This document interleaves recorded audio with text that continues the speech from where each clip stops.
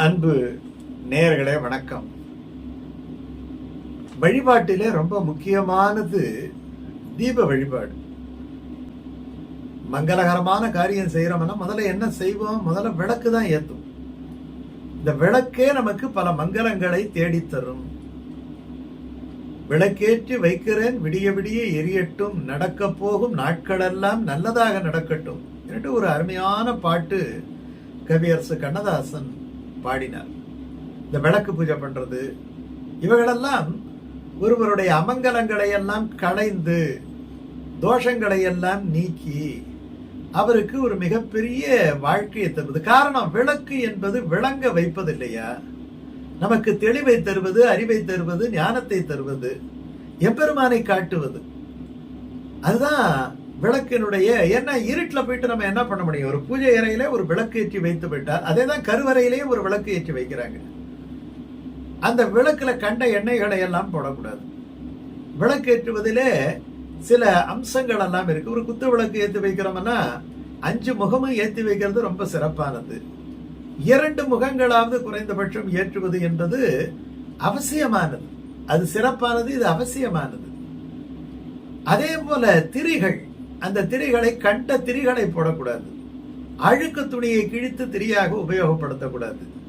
கழுவாத விளக்கு பாத்தீங்கன்னா ஒரு வருஷத்துக்கு ஒரு தரம் கூட தொடச்சிருக்க மாட்டாங்க. அந்த விளக்கு அப்படி ஏற்றக்கூடாது. கருகி போன திரியை வைத்துக் கொண்டு விளக்கை ஏற்றக்கூடாது. விளக்கு முழுமையாக எண்ணெய் தீர்ந்து போய் கரித்து அப்படியே அந்த திரியெல்லாம் அப்படியே சாம்பலாகி இருக்கும்படியான நிலையிலே அந்த விளக்கை ஏற்றக்கூடாது. இப்படி விளக்குக்கு நிறைய விஷயம் இருக்கும். அதே மாதிரி விளக்கை வெள்ளிக்கிழமை தேய்க்க கூடாது, செவ்வாய்க்கிழமை தேய்க்க கூடாது. இப்படி எல்லாம் பல விஷயங்கள் எல்லாம் இருக்கின்றன.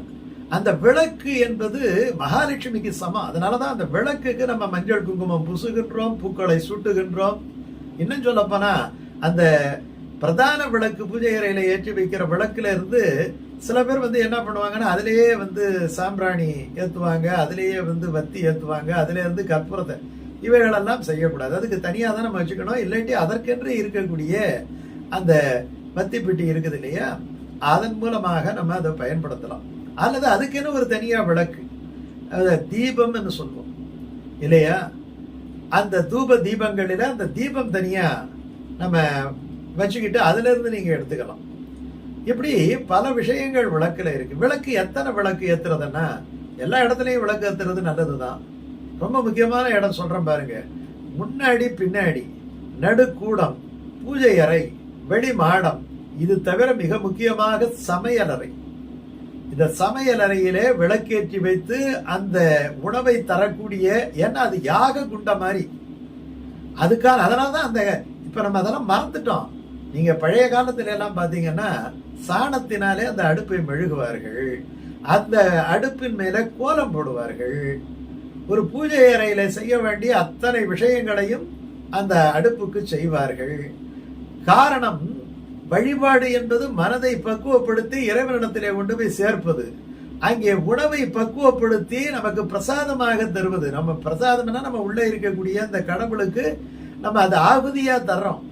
அப்போ அந்த இடம், அங்க ஒரு நெருப்பு, இங்க ஒரு நெருப்பு, அந்த அக்னியிலே சமைக்கப்பட்ட உணவை எடுத்து இந்த அக்னியிலே போட்டு நம்முடைய உடலும் உள்ளமும் வளர்கிறது என்று பெரியவர்கள் சொல்லுவார்கள். அத்தனை விஷயங்கள் இருக்கு. அதனால அந்த இடத்துல கட்டாயமா ஒரு விளக்கேற்றி வைக்க வேண்டும். அல்லது குறைந்தபட்சம் நீங்க பூஜை அறையில ஒரு விளக்கு, வெளியில மாடத்துல ஒரு விளக்கு, இந்த 2 விளக்கு கட்டாயமா இருக்கணும். அது கிழக்கு நோக்கி இருக்கணும். சில பேர் டைரக்ஷன் தெரியாம வச்சிருவாங்க.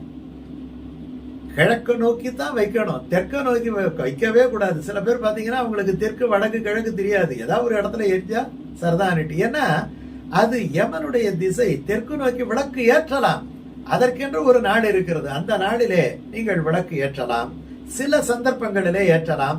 அதை பெரியவர்களிடம் கேட்டு தெரிந்து கொள்ள வேண்டும். மற்ற நேரங்களிலே சூரியன் உதிக்கின்ற திசையான அந்த கிழக்கு திசையை நோக்கி ஏற்றுவதுதான் நல்லது. அதாவது அந்த தீரி அந்த இடத்துல இருக்கணும். தீபத்தினுடைய சுடர் எல்லா திசைகளுக்கும் தான் போகுது. அது பரமாத்மா எங்கும் பறந்திருப்பது போல அந்த சுடரானது எல்லா இடத்துலையும் தான் பரவி இருக்குது. ஆனா அந்த திரி இருக்குது இல்லையா, அந்த திரியினுடைய முனை அது கிழக்கு நோக்கியவாறு இருப்பது நல்லது. 2 விளக்கு முக்கியம்னு சொன்னேன். அந்த 2 விளக்குல ஒரு விளக்கு வெளியில மாடத்துல ஏத்த வேண்டியது, அது வெளியில வெளிச்சம் காட்டும். படியில ஏறி வர்றவங்களுக்கு எல்லாம் வெளிச்சம் காட்டும். அதுக்கு புற விளக்கு அப்படின்னு பேர்.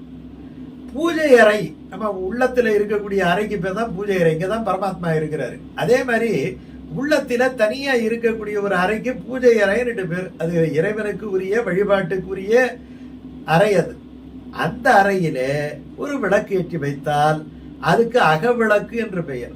இந்த புற விளக்குங்கிறது வெளியில மாடத்துல திண்ணையில ஏத்துறது. இது பூஜை அறையில ஏத்துறது. அந்த விளக்கை ஏற்றும் பொழுது மையம் தகடியா வார்கடலே நெய்யாக வெய்ய கதிரோன் விளக்காக செய்ய சுடராழி யானடிக்கே சூட்டினேன் சொல்மாலை இடராழி நீங்குகவே என்று அந்த விளக்கை ஏற்ற வேண்டும். இந்த அகவிளக்கை ஏற்றுகின்ற பொழுது அன்பே தகடியா ஆர்வமே நெய்யாக இன்புருகு சிந்தை இடுதிரியா நண்புருகி ஞான சுடர் விளக்கு ஏற்றினேன் நாரணர்க்கு ஞான தமிழ் தந்த நான் என்று சொல்லி ஏற்ற வேண்டும். அதற்கு பிறகு இந்த திருநெடுந்தாண்டகத்தை நீங்க ஒவ்வொரு நாளும் விளக்கு ஏற்றி வைத்த பிறகு சொன்னால் அந்த பரமாத்மாவை ஜோதி ஸ்வரூபமாக இந்த விளக்கோடு தரிசிக்கின்ற ஒரு நல்ல வாய்ப்பு கிடைக்கும். அந்த பாசனம் என்ன தெரியுமா? மின்னுருவாய் முன்னுருவில் வேதனான்காய் விளக்கொளியாய் முளைத்தெழுந்த திங்கள் தானாய். பெருமாளே விளக்கொளியா தான் இருக்கிறாராம். பெருமாளுக்கு எத்தனையோ பேர் இருக்கு. காஞ்சிபுரம் பக்கத்துல திருத்தன்கான்னு இருக்கு. அந்த பெருமாளுக்கு விளக்கொளி பெருமாள்னு பேர். தீப பிரகாசர் என்று பேர். வெளியில இருக்கக்கூடிய இருட்டையெல்லாம் தானே ஜோதியாய் தோன்றி மறைத்தார். அண்டமாம் எண்டிசைக்கும் ஆதியாய் நீதியான பண்டமாம் பரமஜோதி நின்னையே பரவுவேனேங்கிற. அதுதான் இந்த திருநெடுந்தாண்டகத்துல சொல்றார். மின்னுருவாய் முன்னுருவில் வேதனான்காய் விளக்கொளியாய் முளைத்தெழுந்த திங்கள் தானாய் இன்னுருவாய் முன்னுருவில் பிணிமுப்பு இல்ல பிறப்பிலியாய் இறப்பதற்கே எண்ணாதெண்ணும் பொன்னுருவாய் மணி உருவில் பூதமைந்தாய் புனலுருவாய் எனலுருவில் திகழும் ஜோதி தன்னுருவாய் என்னுருவில் நின்ற எந்தை தளிர்புறையும் திருவடியன் தலைமேனவே. அதுல 2 இடத்துல சொல்றார். விளக்கொளியாய் முளைத்தெழுந்த திங்கள் தானாய். அப்புறம் என்ன சொல்றாரு?